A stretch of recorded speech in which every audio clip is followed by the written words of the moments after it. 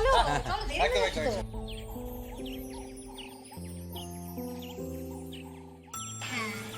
বেটি, যারা কষ্ট দেয় তাদের নিয়ে নিজে একদম ভাববে না, আর বাকিদেরকেও ভাবতে বারণ করবে, কেমন? সেই তো আজকে রথের দিন, সবাই রথের দড়ি ধরে টান মারো, চলো রাজুদা কাঁসরটা বাজাও।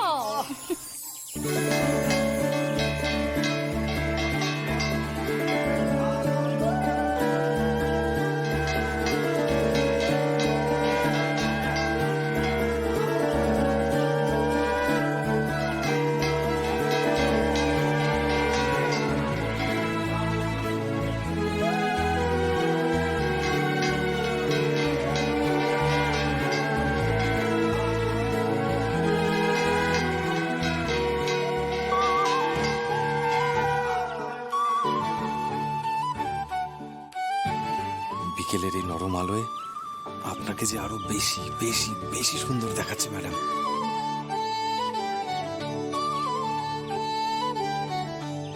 মামা দড়িটা ধরো ধরো।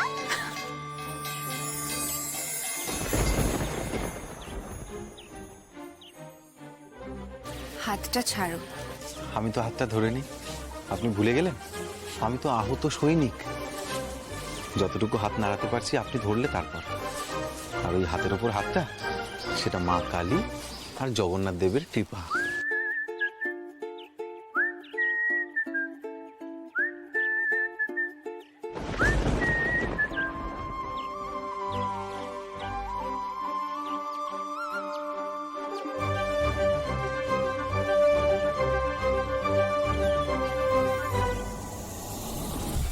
বৌমা, ও বড় বৌমা, হ্যাঁ মা বলুন।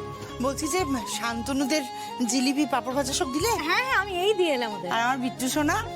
ওর কথা আর বলবেন না মা, ও রথ টেনেই ক্লান্ত, ঘরে ঢুকেই ঘুমিয়ে পড়েছে। আমি ওরটা তুলে রাখছি, উঠলে দেবো। আচ্ছা, এইটা মিঠি, পল্লবী আর সমরদের। আমি তোমার বাবারটা ঘরে দিয়ে আসছি। আচ্ছা বেশ। আদি খাও। হ্যাঁ কাকিমা, এই তো।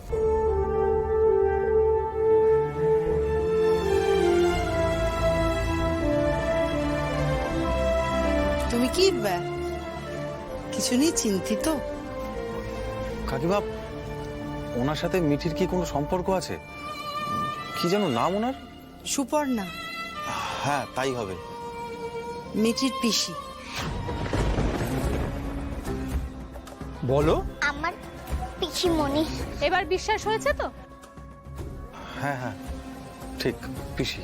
কিন্তু তাহলে আপনার মেয়ে মানে পল্লবী ম্যাডামের বিয়ে? সুপর্ণার দাদার সাগরের সঙ্গে হওয়ার কথা ছিল। মিঠি সাগরের মেয়ে। ওর জন্মদাত্রী মা বেঁচে নেই, বহু বছর আগে মারা গেছেন। পল্লবী সাগরের অফিসে চাকরি করতো, ওখানেই ওর মিঠির সঙ্গে প্রথম দেখা। সেখান থেকেই মিঠি ধীরে ধীরে পল্লবীকে ভালোবেসে ফেলে। সাগরের মা মঞ্জরী দেবী পল্লবীকে পছন্দ করেন। উনি আমাদের বাড়িতে পল্লবী আর সাগরের বিয়ের প্রস্তাব নিয়ে এসেছিলেন। দিদি, আমি সাগরের জন্য আপনার মেয়েকে চাইতে এসেছি। কিন্তু আমার মেয়ের পোড়া কপাল, অত বড় বাড়িতে বিয়ে ঠিক হওয়ার পরেও বিয়ের দিন অ্যাক্সিডেন্টে সাগর আর মঞ্জরী দেবী দুজনেই মারা যান।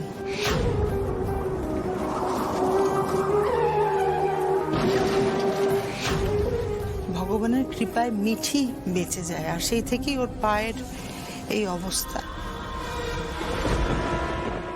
সাগরদের গাড়ি অ্যাক্সিডেন্ট হয়েছে। গাড়িতে সাগর, ওর মার বাচ্চা মেয়েটা ছিল। কিন্তু সেদিনকার পর থেকে আমার মেয়েটা একেবারে একা হয়ে যায়। এত বড় একটা ধাক্কা ও এখনো সামলে উঠতে পারেনি, আজও না।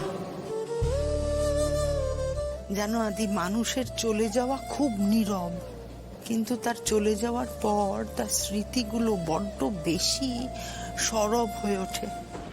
পল্লবীও পারছে না নিজেকে ওই কষ্ট থেকে বিচ্ছিন্ন করে আনতে, নিজেকে সরিয়ে আনতে পারছে না।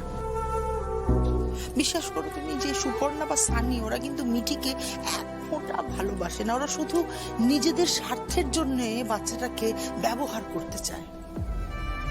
ওদের কাছে রেখে বাচ্চাটাকে ওরা কি কষ্ট দিয়েছে, ভালো করে খেতে দেয়নি, মারধর করেছে, অথচ একই সঙ্গে ওর অধিকার কিন্তু ছাড়েনি। কেন?